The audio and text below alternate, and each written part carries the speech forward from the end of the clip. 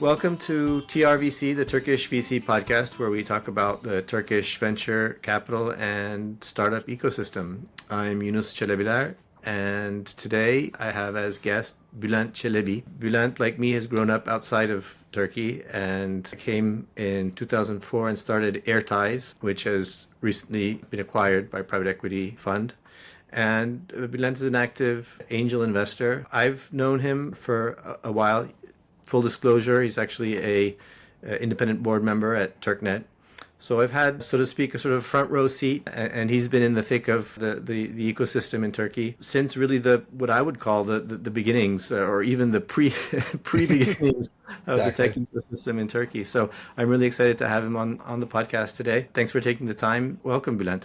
My pleasure. Thank you. A great way just to kick it off is what brought you into startups, what brought you to technology and the sort of the startup ecosystem in Turkey? I guess I've always been interested in it. When I was going to college, UC Berkeley, I even then wanted to, invent something. And what I ended up doing is to develop what's called supervisory control and data acquisition systems when we were programming computers with keyboards instead of languages and things like that. And that particular business never went anywhere. I mean, it generated some business revenue and business and things like that, but the recession hit and then it folded up. So I decided to go work at some mainstream large companies, mostly semiconductor companies in the US, with the intent that I always wanted to learn how things are done. And then I still wanted to go have my own startup. And there I got recruited by some venture capital to be a professional CEO at one of their startups. So that's where I really got more in-depth exposure to the whole venture capital and how startups work. At the time, we were trying to develop chips essentially for the Internet of Things, and this was about 25 years too early. So you can have a nice vision and things like that, but sometimes you can be too early to a market as well, and that ends up being the primary inhibitor. So we were trying to sell chips into essentially a connected home, where everything inside the home was connected to the Internet. And I decided, why not turn that into a product myself? The whole vision of Airties actually came from there, where everything inside the house had to be Wi-Fi because nobody was going to pull cables throughout the house. And you needed a mesh network because Wi-Fi had range issues, and things like your television and phone and etc. would be connected over Wi-Fi to the internet. And so that was the original vision. Why do we come to Turkey? The initial thought was there was a market reason. Wi-Fi has problems going through concrete walls. Most of the living conditions in both in Turkey and throughout Europe are either in big high-rises or in stone buildings, versus in contrast to the US is mostly wood, and wood doesn't have as much of a problem. So we thought that there would be a market that was close, that really needed the solution. And then secondly, it was a capital efficient place in that you can actually the engineering costs were much lower than what they are in Europe, and in particular the US. So all those things lined up. And of course there was being Turkish, wanted to come back and do something to help the country as well. So that was the reason why I started it here. But of course I did it in 2004, and in those days, there was no venture capital, there was no startups, there was nothing. I remember going to a wealthy individual and trying to raise some money from him.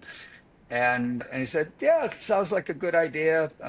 Here's $100,000, but I want 80% of your company. And then it was like, why don't I just go to work for you?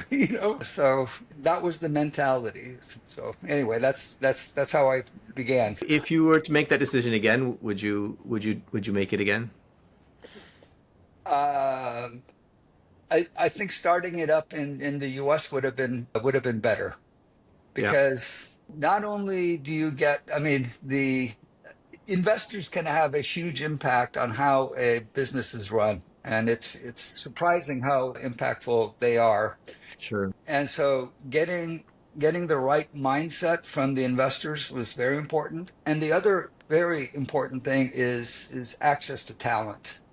Experienced talent. The talent in Turkey was good raw talent that if you take these people and take them to the US, they do extremely well. They're very successful individual people. I mean, engineers, product development, founders of startups, etc. So it's not the raw talent. The issue is the culture and how you manage that talent, and how do you develop a product? How do you go after a market? The whole kind That of is luck. industry know-how. Exactly. Exactly. And how about now? I mean, would you see it, how have things evolved now? Back then, I mean, it was really early days. You're really, blazing a trail. Now, some of those downsides been overcome. It is, 100 times better. There was a recent study that Endeavor made of, what is the background of the unicorns, and immigrant founders are over 50%, if not more, of the successful unicorn. The directionality is important too. I mean, it's really come leaps and bounds in 20 years, and even in the past 5 years, right? I mean, just in terms of, if you look at amount of money invested, it's increased tenfold in the past 5 years. The amount of money invested in Turkish startups. So things are changing. I mean, and that's a good sort of connection to my next question, which is just generally, what's your view on the Turkish ecosystem? I mean, you're still investing in Turkish startups. What's your view on the ecosystem in general? In contrast to what's in the region, it is clearly the best. Okay, if you take a look at either the Balkans or the Middle East in general and things like that, I think it's much more developed, much more advanced.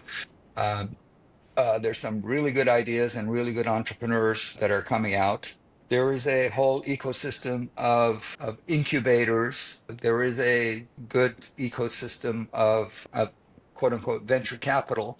In fact, the problem is there's too many funds with inadequate experience. There's the 212s and the Revos, which are and the early birds, which are very, very successful venture capital firms. And then there's a whole, there's maybe 100, 200 that somehow, because of the government incentives and things like that, and it's become fashionable. It's like, every company now has their own incubator, right? It's like, what business do you have in doing one of these things? What are you going to get out of it? And so there's that angle, and so that inevitably ends up, you know throwing money at certain things, and then ultimately you get disappointment because, oh, you know what, I followed the rules, I made 20 investments, two of them should have been good. Okay, but it doesn't work that way. Are there any sectors that you see unreasonably fashionable? They're overvalued, that everybody seems to be into, the Turkish VCs, more so than they should? I don't know if I would answer it as sectors. People are focused in on, oh, Turkey's a big country and there's a big market here. And Turkey is in between where it's dangerous to think that way. Okay. Yep. Certain niches, like, if you're going into fintech and you're doing new generation banking, it's a huge marketplace. Okay. And so you have a big enough market to develop a unicorn. You can, food delivery and those types of things. You can actually make money. Yemek Sepeti has done extremely well. Now Getir has not, but that's a different story. They did The well for a while. Yeah, they did for quite a while. So there are certain segments where the market is big enough, but most sectors is the market is big enough just to get started, to be the initial trial market, and then you have to go outside. Okay, you have to go outside of Turkey. Many of the founders don't have that attitude. They think that, okay, I need to do this segment and add to it and add to it. They want to go horizontal instead of going deep and vertical and be really, really good at something and expand it outside of Turkey.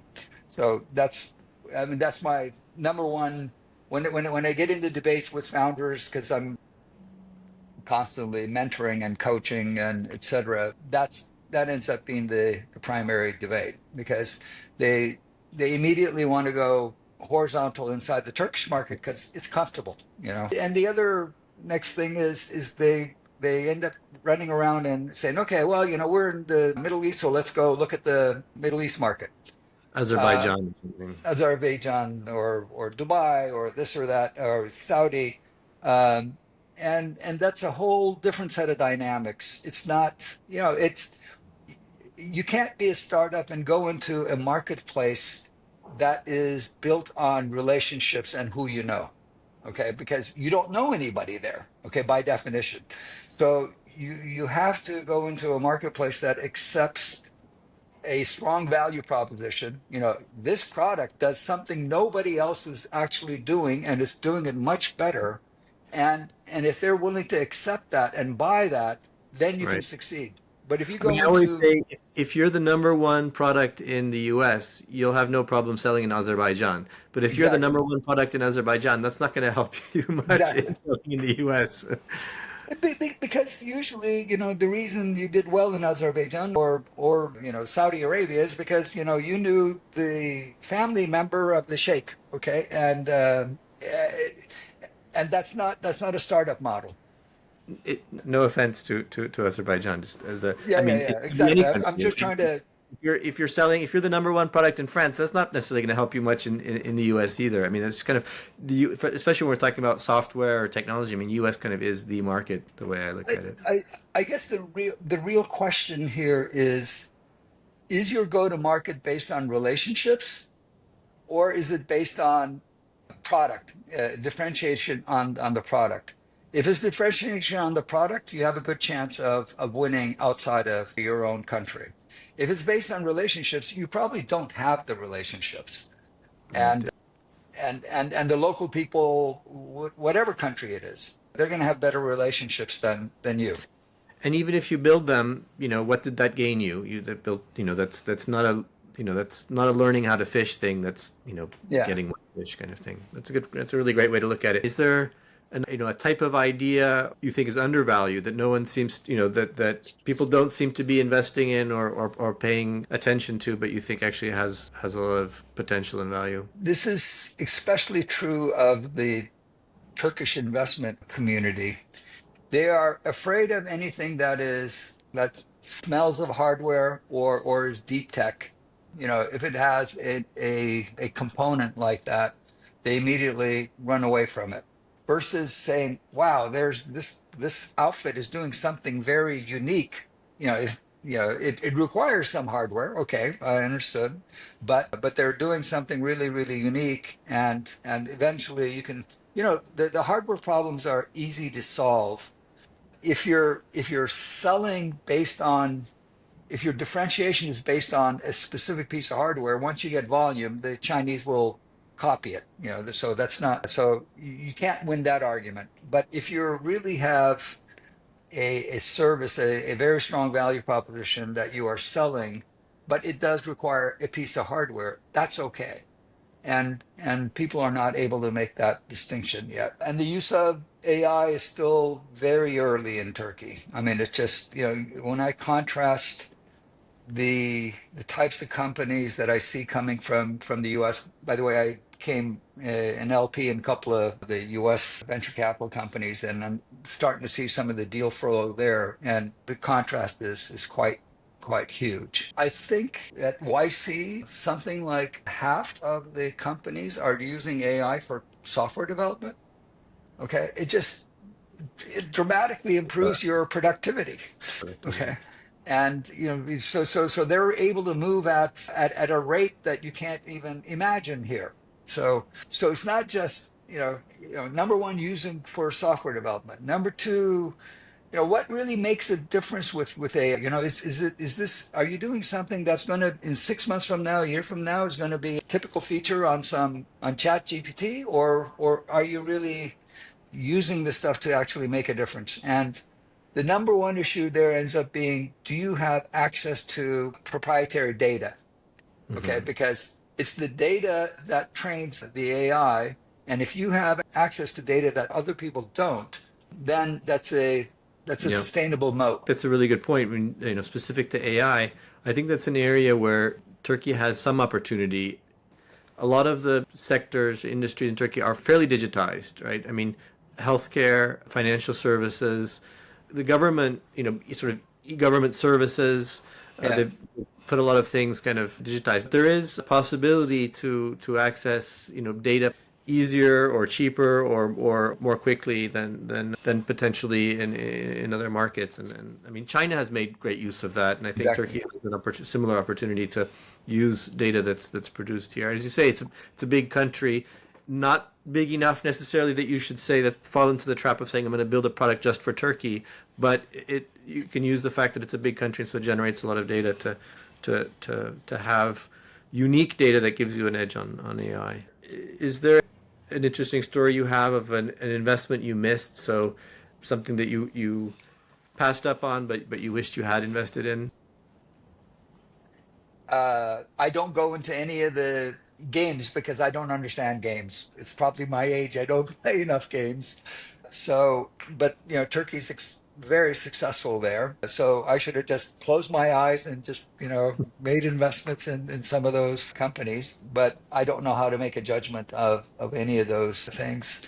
And I wasn't proactively investing when, Hyundai and Insider got going. And so, yes, there's been a number of things like them, but I see still many, many new ones coming up. So um, I'm not going to feel bad about what I missed, I guess, is what I'm trying to Sure, say. sure, never. You involved with Endeavor, and you're also involved with the angel networks or doing angel investment. How do you see the deal flow? You mentioned not enough AI, but how's that experience been? The deal flow happens through Galata and in my network. People find me somehow, and come and say, okay, we think you could help us. And then I get involved with them, with the startup itself. A lot of times I'm doing weekly calls with them. There are so many problems at an early stage startup. I mean, it's, every day there's some significant problem that happens, and sometimes the decisions you make are actually very strategic and important and long term. And it doesn't, it may not seem that way, but they end up being that way. And so it's really good to have somebody that you can just kind of bounce off, saying, look, I have this problem. Here's what I'm thinking about it. And then for that other person to say, okay, that's either a good idea, or look out for A, B, C, D in the future. This can happen. So I have a flow of startups coming through the angel network, or people coming to me. And also, what I decided to do is, some of the VCs are very good and professional about their whole deal flow. I mean, they're Sourcing, between deal sourcing. Revo, Metis, 212, uh, E2. They have sophisticated methods of attracting, or in fact, they typically go after the individual that they think that is going to be a very good, successful founder. I mean, it's a totally different thing. Instead of waiting for things to come to them, they're Right. they're going after these people. And so because of that, I've decided to become LPs in all of these, because, I'm not going to be able to do what they're doing. And they have a, team of, 15, 20 people, doing just that. And they're showing very good success. So on a broader basis, using the LP, I mean, the VC network, and then on a narrow basis, through Galata and other means where people just find me. One thing I've seen and other people talk about a lot, is that you see a lot of Turkish startups that have strong technical solutions, but haven't really figured out a good go-to-market or kind of a market positioning. Do you see the same thing, and what's the solution to address it? Is it a lack of know-how in the kind of the talent pool? I mean, one thing that makes Silicon Valley, I believe, is the fact that it's a whole talent pool of not just technological innovation, but you have people with great experience of, how do you market a technology solution? How do you design, from, product marketing to brand marketing to, market message, positioning, messaging, all these, all these kinds of things around it. Yes, and that is a significant lack in Turkey. Not general marketing. There's many brands that are doing a great job of marketing, but when you're in the early stage, when you're first developing a product and a market, the methodology there is significantly different. And let me position it as, whenever there is, you can have a good team and a good product, but the market definition is not defined properly, the market always wins. It doesn't matter how good you are. Okay, but if you have defined a problem in XYZ niche of the market, and it's a real pain for that group of people, you can always tweak the product, okay, until it gets better. But you can't tweak the market. You can pivot to a different market segment, but you can't really change the market, or it's extremely difficult, to change the market. So I don't think there's enough people that are going through and really defining their market niche originally, and then saying, is there true pain here? And can I solve the pain? And getting some real feedback from actual users, not theoretical, oh, I have this idea, that idea. Actually, get something in front of a customer, have them use it, and then have them give you some feedback as to whether or not they will use it. So this market validation portion is significantly lacking here. And it's not, running a bunch of ads. Okay. The marketing expertise in Turkey for that is very good, but it's this front end market validation. How do you start from one small niche, solve that problem? How do you go to the next related niche, and building up everything? And as you say, Silicon Valley is unbelievably good at that. I mean, it's like, you take a look at, even at the pre-seed level, the websites and how they describe what it is that they're doing is amazing.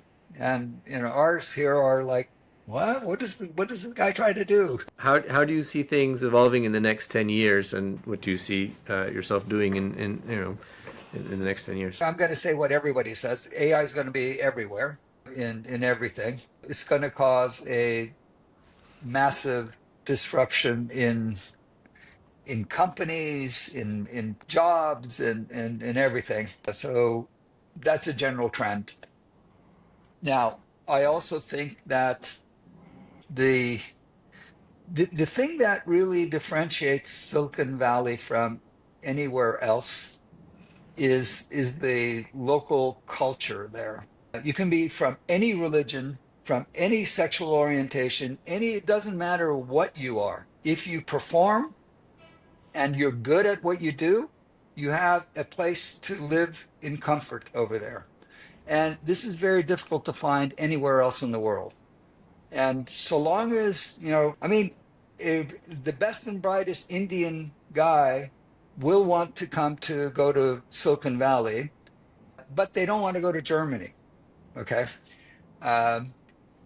Because of these types of issues. Now, with Trump, he may end up killing that, okay, that advantage that Silicon Valley and the US has had.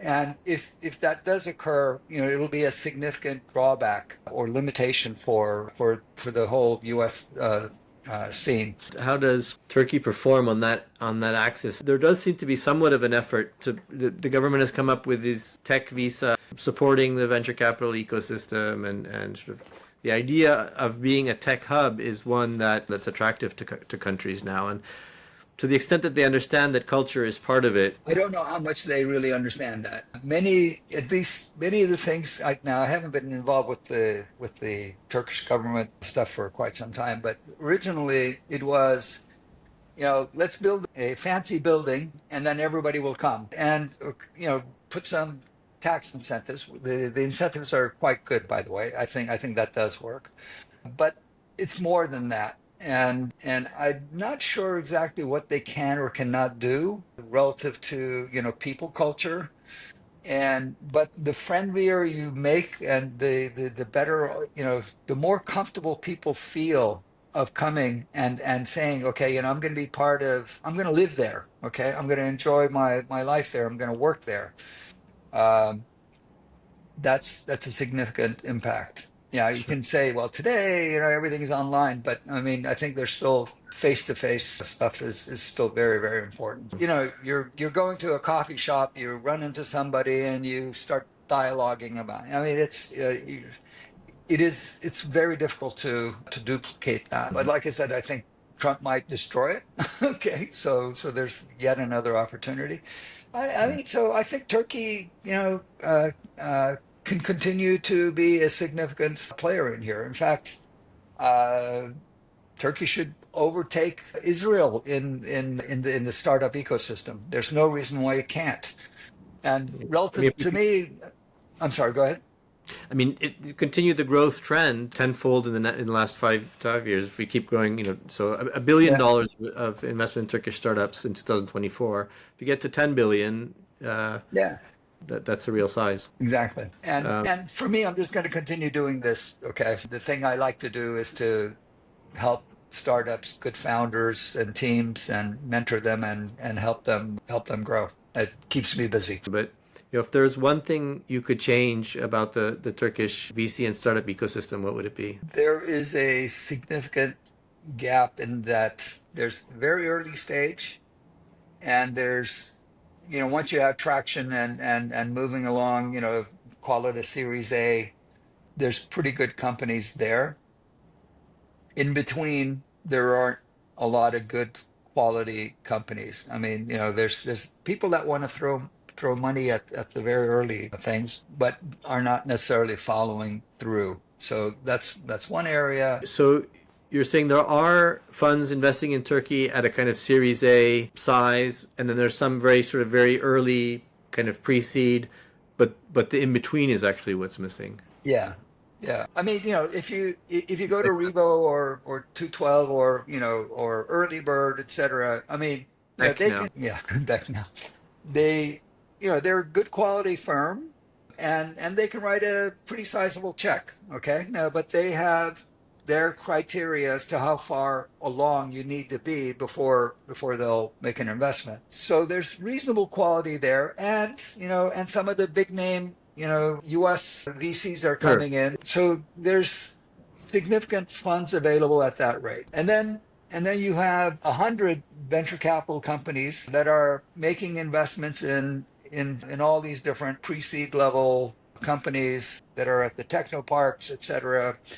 So there is funding there.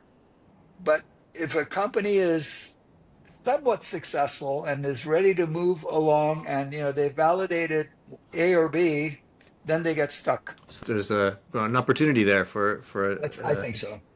another Stanford graduate. I know from the sort of the Turkish Stanford alumni, Reza Kadılar, writes some things for the Turkish version of Harvard Business Review and wrote up a case, and he's doing a live kind of discussion about it. It's an interesting case. The idea is a startup, three friends who do a startup, and it's in the mental health space. So they care about it, create something positive for society. And after a few years, it's going well, and they get an offer to be purchased by a strategic acquisition, but a company that's in a different industry and that they don't believe is really going to do anything useful with the product, with the idea. And so they're conflicted because they're trying to decide, it's a good exit. Part of doing a startup is, we had ambitions to grow it and exit and make money at some point, even though we were doing something for good. On the other hand, we don't think that this company is really going to do anything good with the product, and in that sense, it's not going to continue to fulfill the mission that we had intended originally. So that's, as business school case studies or case questions are, they just leaves it there and says, well, what would you do? I would advise them to sell. And it's a mistake I made. I had that situation and I should have sold. The thing that ends up happening is you've already gone through a significant learning curve of taking a company to that particular level. And so you have very valuable experience.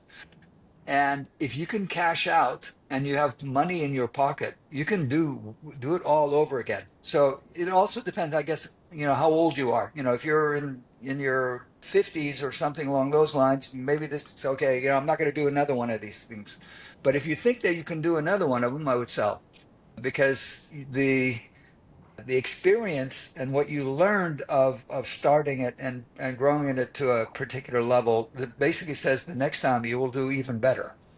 That's usually the case. And having some money in your pocket where you don't have to worry about your kid's school makes a huge difference. You mentioned you're an LP in U.S. funds, also in some of the Turkish funds. Do you have a take there on how things are going? The thing with the venture capital industry is, how many unicorns you have, right? So all the people that invested in an insider have done very, very well. And ditto with some of the gaming companies. So the ones that have done that have done stellar returns, top 10 percentile of VCs overall. And that game doesn't change whether you're in Turkey or whether you're in the US. But from my taste perspective, I prefer people that have some form of operational expertise versus an MBA with a finance degree. Okay, there are many US VCs that are that way, and once you're going into Series B and Series C and et cetera, the game really changes into a spreadsheet and financial type thing. Like, some of the LPs I invested in the US are first time founders of a venture capital company. But like one of the guys in the Bay Area, the guy is a PhD in AI, okay?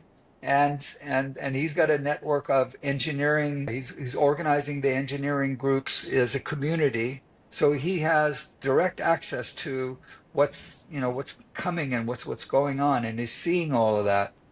And the guy was a scout for some of the top VC firms.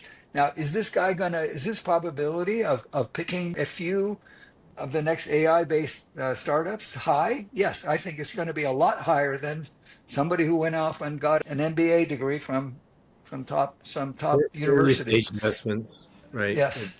Is there any question that you would have wanted me to ask that I didn't ask? I don't think so. I think it was good. That was a really enjoyable conversation. I think I enjoyed the sort of straight talk, a lot of kind of straight talk on the state of the ecosystem and which is important because it's how you figure out where it has to go and how it can improve. But I think it's exciting. I think it's exciting that it's growing. I mean, everywhere is growing, but it's fun to be in the early stages. It's not as early stages as it was in 2004, but it's still, in terms of VC, fairly early stages in Turkey. So it's fun to kind of see it evolve and maybe even help shape it. Thanks for taking the time. Thank you.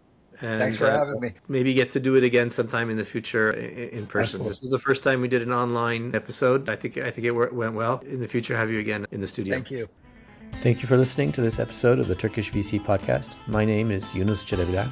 If you enjoyed this episode, please like and subscribe and tell your friends. You can listen to more episodes wherever you find podcasts, on Spotify or YouTube, etc. If you have any suggestions for people you'd like me to interview, or if you're looking to connect with the Turkish VC ecosystem, feel free to reach out. You can find me on LinkedIn. Stay tuned for further episodes.